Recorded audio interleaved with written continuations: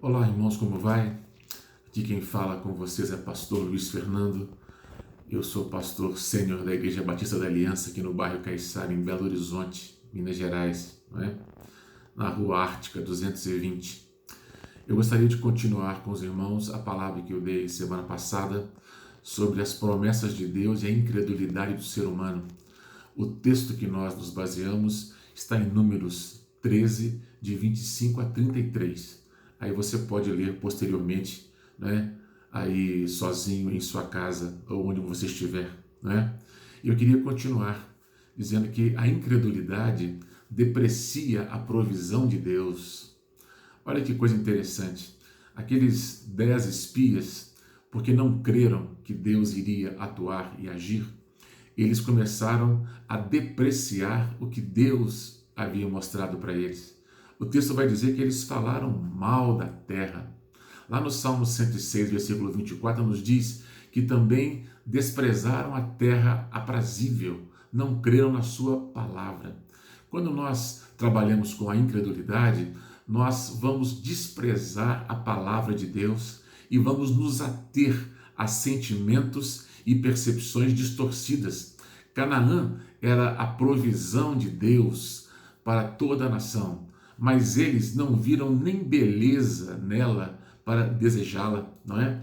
Quando nos falta a fé, nós desprezamos aquilo que o Senhor providenciou para nós, não é? Preferimos lembrar do velho estilo de vida que tínhamos do que encontrarmos beleza para apreciarmos o novo de Deus. A incredulidade faz com que nós desprezemos aquilo que Deus nos tem dado. Irmãos, nós não precisamos trabalhar com a incredulidade.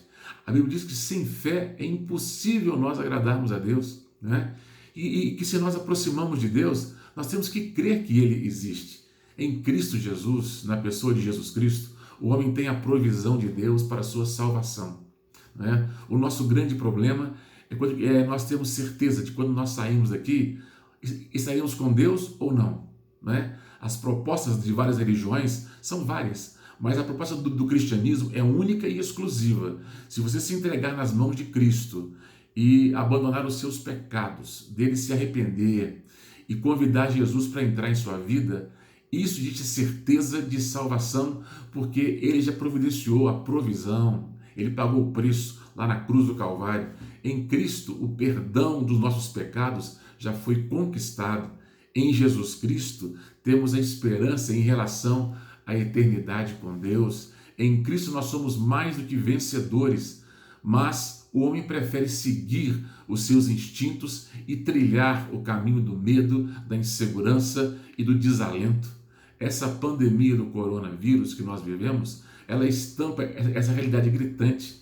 Essa pandemia não é pandemia de um vírus, é pandemia do medo e da insegurança, não é? Então, a incredulidade, ela faz com que nós desprezemos a provisão de Deus para o dia de hoje. O outro ponto é que a incredulidade roubou a esperança de toda a nação de Israel naquele momento de sua vida, Ela roubou a esperança de dias melhores, roubou o melhor de Deus para o povo. O povo perdeu a visão de Deus e do que Deus tinha para dar e ansiou voltar para o Egito. Os 10 espias perverteram o povo de tal maneira que desejaram novos líderes e um retorno para a escravidão do Egito. A fé e visão espiritual nos impulsionam sempre para frente, Sempre renovam a esperança de dias melhores, porque sabe que Deus está no controle de todas as coisas. O que nós precisamos nesses dias e para a nossa vida pessoal como um todo é de esperança. Crer que Deus vai agir, que dias melhores virão, mas quando trabalhamos com a incredulidade, quando achamos que Deus não vai agir ou não tem poder para fazê-lo, então nós perdemos a esperança de dias melhores e a incredulidade vai nos roubar essa certeza que Deus vai agir. Outra coisa importante, o cristão vive a esperança como seu legado de vida.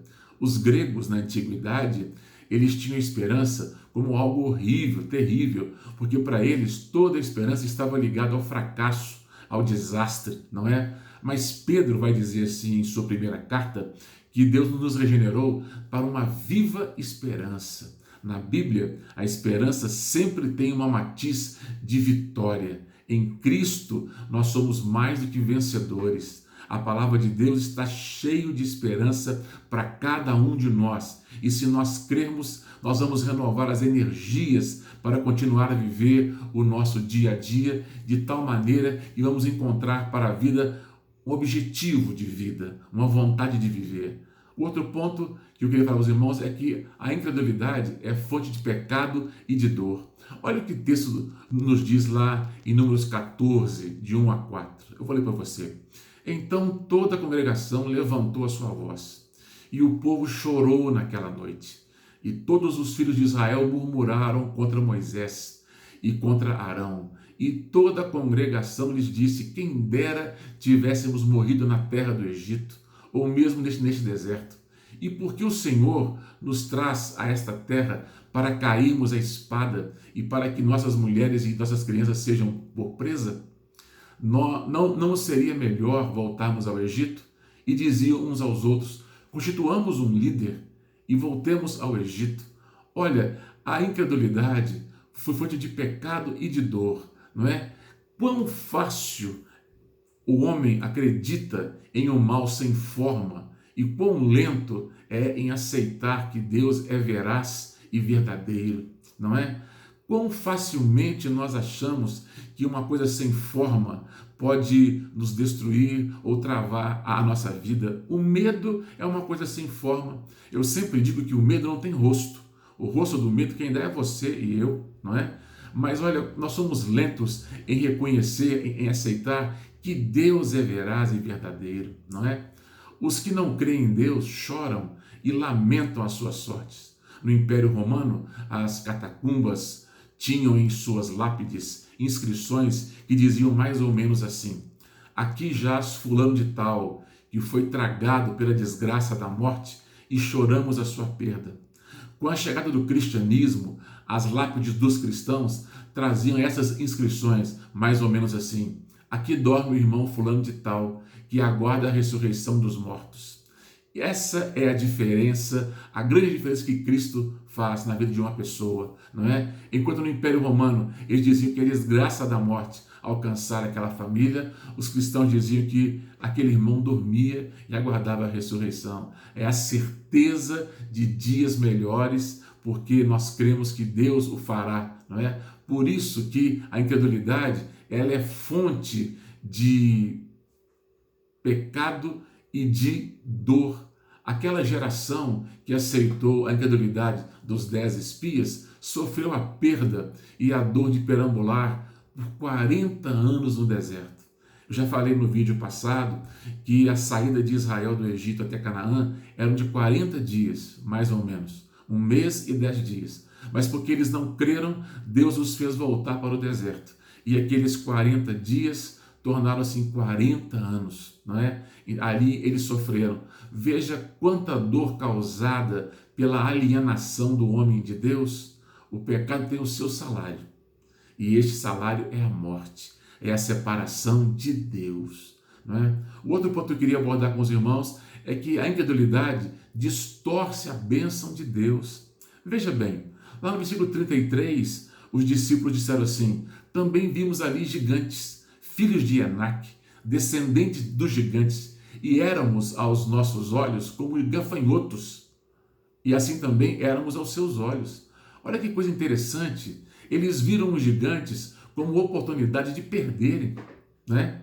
Mas Caleb, depois de 40 anos que ele perambulou pelo deserto e entrou em Canaã, ele falou assim com Josué: Moisés falou que a terra em que eu tivesse colocado os pés seria minha. Eu coloquei os pés naquela montanha lá, que está cheia de gigantes, e eu vou lá para conquistar. Mas olha, Josué fala assim com Caleb: mas Caleb, você tem 85 anos, pensa bem, traduzindo para os dias de hoje.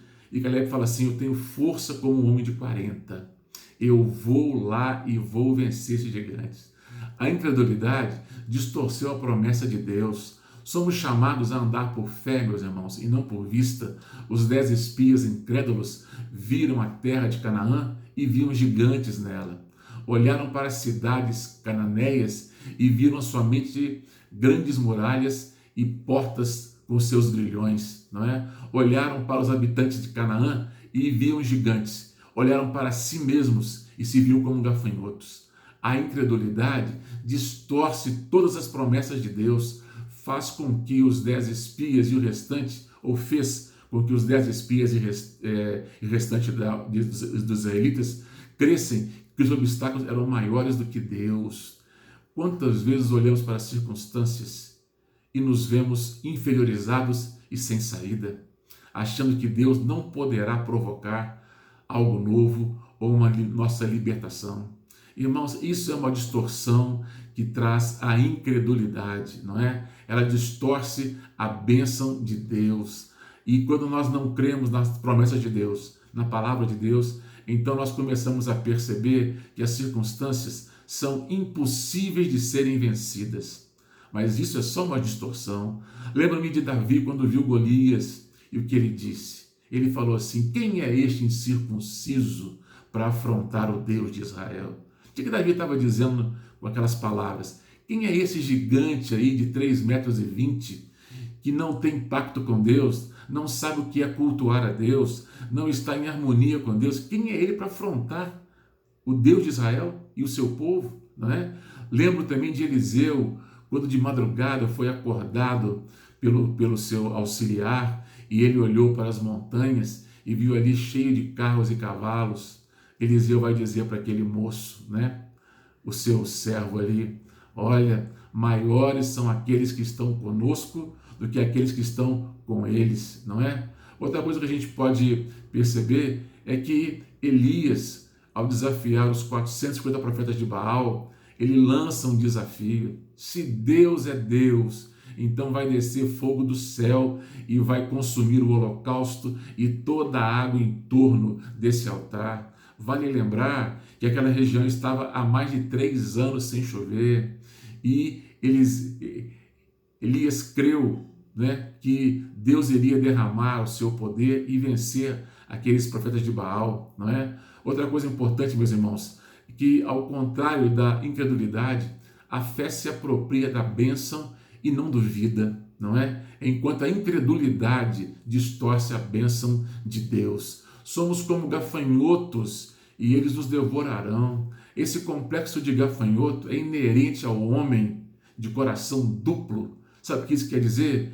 Uma hora ele crê, uma hora ele não crê em Deus, não é? Os gafanhotos faziam parte da alimentação daqueles povos, e por isso os 10 espias, ao invés de se verem conquistadores, eles se viram como comida para eles. Não havia solução para aquele povo com esse tipo de incredulidade. Certa feita, recebi um flyerzinho de uma irmã da igreja, onde nesse flyer constava um gigante enorme, né? E obviamente é um pleonasmo, né? E 2 arqueiros. Um arqueiro olhou para o outro e falou assim: é muito grande para nós. E o outro arqueiro, empunhando o seu arco, prontinho para disparar a flecha, falou assim para o seu companheiro: não dá para errar. Essa é a diferença, não é? O outro ponto que eu queria falar com os irmãos é que Josué e Caleb eram pontos fora da curva, não é? Enxergavam além das aparências e criam apesar dos obstáculos. Deus não havia dito que entrariam na terra sem oposição. Antes, pelo contrário, não é? Deus disse que iria com eles para que eles pudessem enfrentar as oposições e os seus opositores. Irmãos, na vida é sempre assim. Se entregar nas mãos de Cristo não quer dizer que acabarão os problemas, vão diminuir as lutas. Antes, pelo contrário, nós teremos problemas, teremos lutas, teremos frustrações, decepções, enfrentaremos coisas novas, mas uma coisa é certa: quando Cristo entra em uma pessoa, em sua vida, perdoa os seus pecados e lhe dá vida nova, vem com isso a certeza que Deus está conosco em cada momento, não é? Embora possamos enfrentar grandes dificuldades, nós temos a certeza da presença consoladora e do poder de Deus em nossas vidas, não é? A gente pode perceber que Josué e Caleb fizeram o povo calar das suas murmurações e mostrar os figos enormes e o gigantesco cacho de uva que trouxeram e disseram que o Senhor entregaria aquele povo nas mãos de Israel, mas aquele povo não quis crer nessas coisas. Josué e Caleb tentaram recobrar o ânimo do povo para que entrasse e possuísse a terra. Irmãos, de toda a geração que saiu do Egito, somente Josué e Caleb entraram na terra prometida. E Deus deu oportunidade para Caleb, 40 anos depois, de enfrentar os mesmos gigantes que ele havia visto ao espiar a terra e derrotá-los. Sabe, o seu maior problema é a sua incredulidade. Se você vai duvidar, duvide da sua dúvida, mas não da promessa de Deus, não é? Eu queria concluir dizendo, precisamos viver em fé com Deus e nunca viver na nossa incredulidade. Que Deus possa te abençoar ricamente, não é? E que você possa crer naquilo que Deus tem para você. Deus te abençoe juntamente com a sua família e te dê coragem para enfrentar o amanhã de cabeça erguida. Um forte abraço em nome de Jesus.